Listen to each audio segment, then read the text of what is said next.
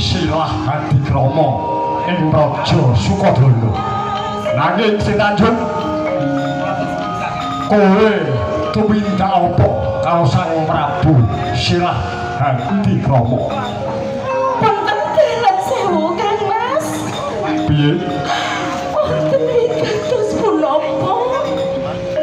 Tinggi panjenengan paring duka dhumateng kula Kang Mas.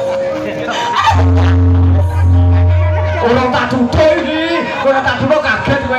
Tak ngono keblongo Pak.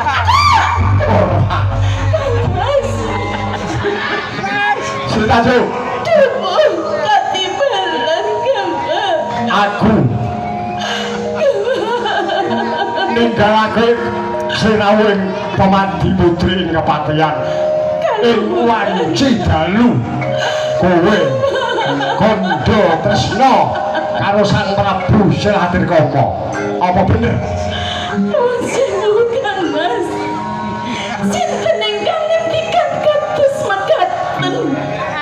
Sedaya punika mboten leres. Aduh Kang Mas. Ora tak duduh. Aduh Kang Mas.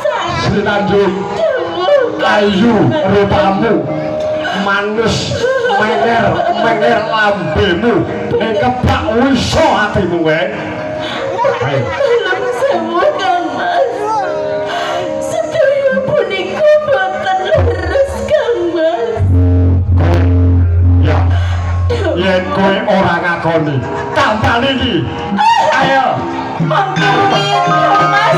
Mangke rumiyin. Kang Mas. Sintanjung, kowe bakal yen ora ngakoni perkara, kowe gendak sino karo Silah Adikrama. Tak pasti. Sewu Kang Mas. Kowe ape prasawa apa Sintanjung?